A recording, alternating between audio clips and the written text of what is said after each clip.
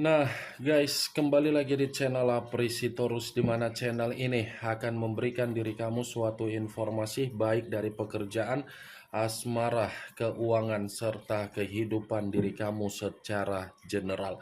Sebelum saya memberikan suatu informasi dari berbagai aspek yang barusan saya katakan tadi, saya juga mengingatkan kepada teman-teman, informasi yang saya berikan terhadap diri kamu bukan suatu acuan untuk kamu ambil dan untuk kamu terima.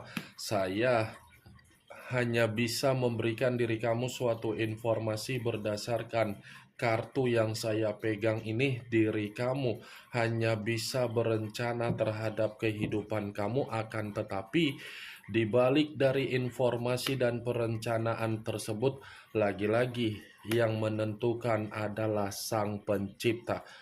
Sebelum saya mengambil satu persatu kartu yang saya pegang ini secara acak, saya juga mengingatkan kepada teman-teman apabila ketemu dengan channel saya agar menekan tombol subscribe-nya dan menyalakan loncengnya supaya next video saya lebih semangat untuk memberikan suatu informasi baik terhadap kondisi energi kamu, manusia yang selama ini kamu prioritaskan, serta pihak ketiganya.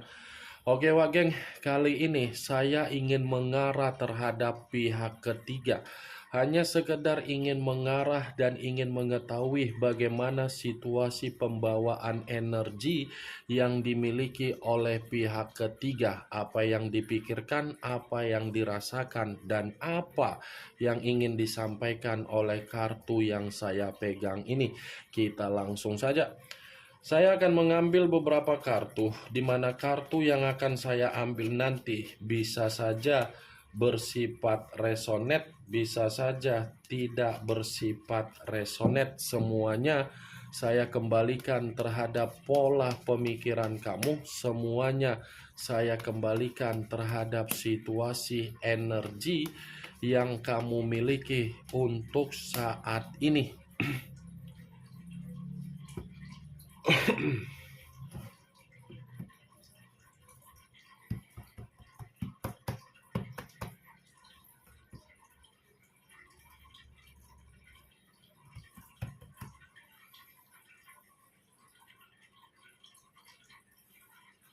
Muncul kartu ini. Sekali lagi saya mengatakan, muncul kartu yang saya pegang ini, di mana kemunculan kartu yang saya pegang ini seperti memberikan suatu isyarat atau gambaran, yang dimana gambaran tersebut berasal dari kondisi pemikiran. Kenapa saya mengatakan berasal dari kondisi pemikiran? Bisa saja ini pemikiran pihak ketiga, ada perencanaan dalam waktu dekat, di mana perencanaan ini karena memang memiliki tujuan dari situasi yang bersifat sensitif, dari situasi yang dimana membuat pihak ketiga merasakan situasi yang tidak bahagia dari komitmen yang dijalankan terhadap manusia yang meninggalkan diri kamu. Kartu pertama yang saya pegang ini adalah kartu yang terdiri dari 3 tongkat. 3 tongkat dalam arti apa? Seperti sedang berusaha untuk mencari suatu jalan alternatif, yang dimana jalan alternatif ini karena memang posisi pihak ketiga lagi merasa sangat penat, sangat rumit, sangat kacau, dan sangat berantakan.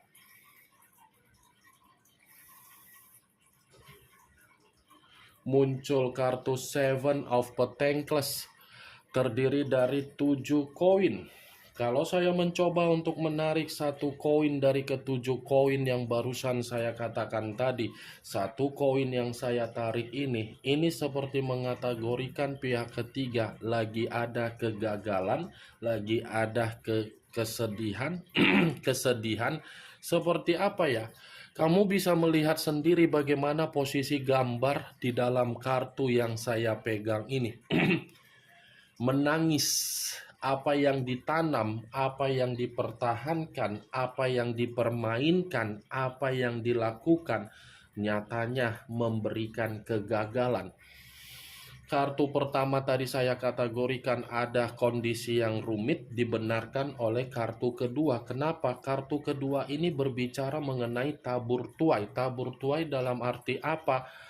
Apa yang pernah dilakukan oleh pihak ketiga untuk mendapatkan manusia yang meninggalkan diri kamu sehingga diri kamu merasa dibohongi, dikecewai, dan kacau. Itulah yang sedang dirasakan oleh pihak ketiga. Ini dia geng.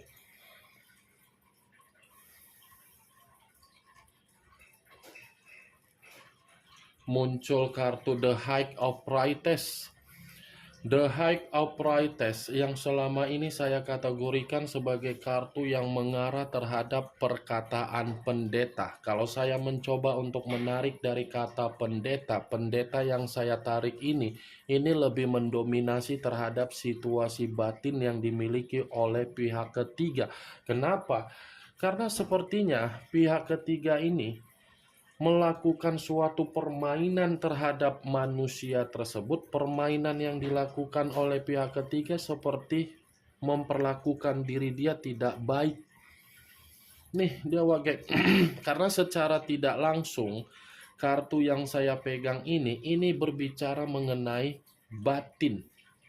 Ada kondisi batin yang benar-benar merasa sangat tertekan yang dimiliki oleh pihak ketiga. Ingat, 3 kartu yang saya pegang ini, saya mengakui memang saya mengarah terhadap situasi pihak ketiga. Tetapi perkataan saya ini bisa saja posisi energinya tertukar. Tertukar dalam arti apa? Mungkin manusia yang meninggalkan diri kamu menjadi pihak ketiga di dalam hubungan orang lain, yang dimana manusia itu bukannya mendapatkan keuntungan tetapi mendapatkan yang namanya kesialan.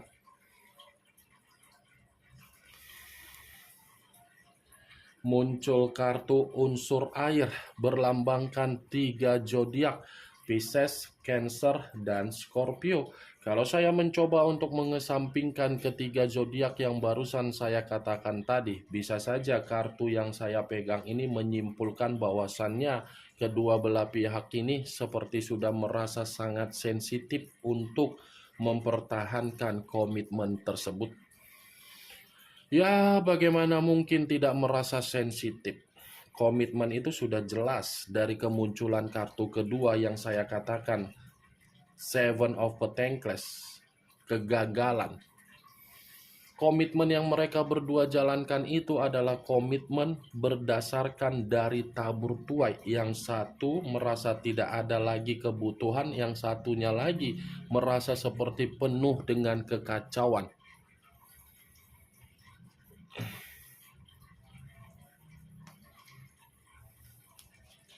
Muncul kartu The Moon, unsur air kembali, dan masih berlambangkan 3 zodiak kembali, Pisces, Cancer, dan Scorpio. Keluarnya kartu The Moon ini ada kaitannya dengan permainan yang saya ucapkan tadi yang dilakukan oleh pihak ketiga. Kenapa? Karena apa yang dimainkan oleh pihak ketiga ketika mendapatkan manusia itu dan membuat manusia itu lupa akan diri kamu, permainan itulah yang membuat pihak ketiga merasa seperti orang yang penuh dengan ketakutan saat ini. Mungkin permainan yang saya ucapkan ini kamu lebih mengetahui mengarah kemana ucapan saya tersebut. The Moon, ketakutan, bahaya, sensitif, kekhawatiran, dan sepertinya komitmen itu pun komitmen masih ada satu kebohongan di luar dari komitmen tersebut. Muncul kartu unsur air kembali. Wow, air, dan masih berlambangkan 3 zodiak kembali, Pisces, Cancer, dan Scorpio. Kalaupun saya mencoba untuk mengesampingkan ketiga zodiak tadi, geng, ini kartu semuanya acuan terhadap munculnya kartu Seven of Pentacles, tabur tuai. Karena kartu ini mengungkapkan bahwasannya pihak ketiga ini sangat sensitif.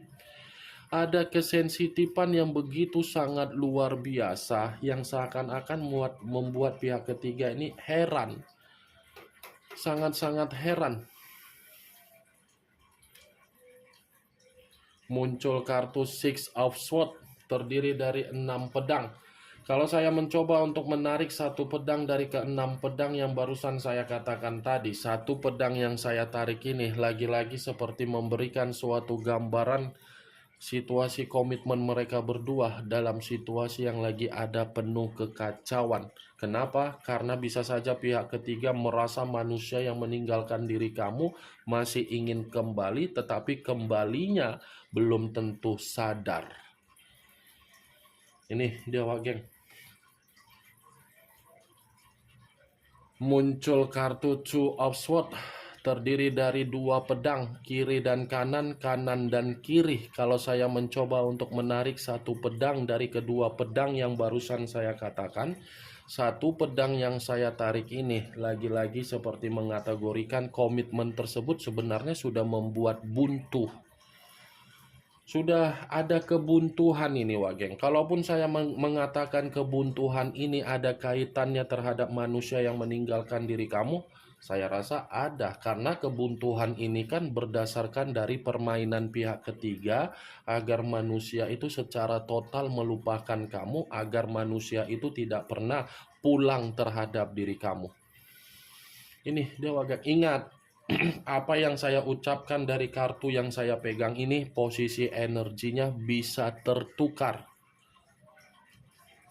Muncul kartu The Hermit, unsur tanah berlambangkan 3 zodiak, Capricorn, Taurus, dan Virgo. Kalau saya mencoba untuk mengesampingkan ketiga zodiak yang barusan saya katakan tadi, lagi-lagi kartu The Hermit ini seperti mengategorikan ketakutan pihak ketiga.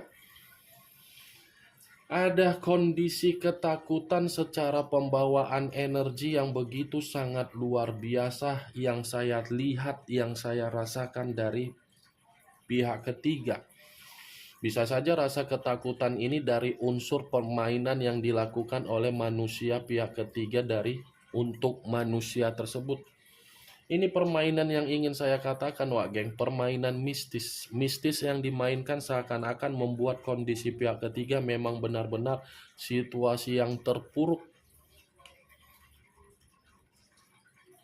Muncul kartu Queen of Swords, raja atau ratu yang memegang satu pedang. Kalau saya mencoba untuk menarik kata pedang, pedang yang saya tarik ini lagi-lagi seperti mengategorikan komitmen tersebut adalah komitmen gambaran yang bersifat memiliki karakter yang jahat, egois, keras kepala. Saya rasa kedua belah pihak ini karakternya sama-sama egois, sama-sama jahat, tetapi lebih jahat pihak ketiga. Karena diawali dengan situasi permainan. Nih dia, Wak Geng. Tetapi kalau saya berbicara untuk memutarbalikkan perkataan saya tadi, kemungkinan besar ini pihak ketiga lagi merasa ada emosional atau luapan emosi untuk diluapkan terhadap manusia tersebut. Ya, ibaratnya Queen of Swords sama-sama sudah bertindak di luar dari kondisi pemikiran yang menyatu. Ini yang ingin saya sampaikan terhadap diri kamu dari berbagai kartu yang saya pegang ini. Kemunculan kartu Queen of Swords sebagai kartu terakhir yang ingin saya katakan terhadap diri kamu, dan sebagai kartu kesimpulan yang ingin saya sampaikan terhadap diri kamu. Bagaimana, Wak Geng, dari apa yang barusan saya katakan tadi? Apakah bisa masuk secara logika kamu atau tidak? Ya, kalau menurut diri kamu bisa masuk secara logika kamu, silakan angkat. Tetapi kalau menurut diri kamu tidak bisa masuk secara logika kamu, ya tidak usah kamu angkat. Anggap saja apa yang saya katakan tadi hanya sekedar gibahan yang tidak berfaedah, gibahan yang tidak berkualitas, gibahan yang tidak bermutu. Setidaknya dari kartu yang saya pegang ini, kamu mengetahui isi dari kartu tersebut dengan situasi pembawaan energi yang dimiliki oleh pihak ketiga. Ingat, saya tidak memberikan diri kamu suatu bentuk sugesti, agar sugesti tersebut bermain di dalam situasi pemikiran kamu. Semua kembali terhadap situasi pemikiran kamu untuk menyikapi dan merespon apa yang saya katakan tadi dan apa yang saya sampaikan tadi. Yang positif ambil, yang negatif buang. Sekian dulu informasinya. Salam kartu tarot, salam zodiak.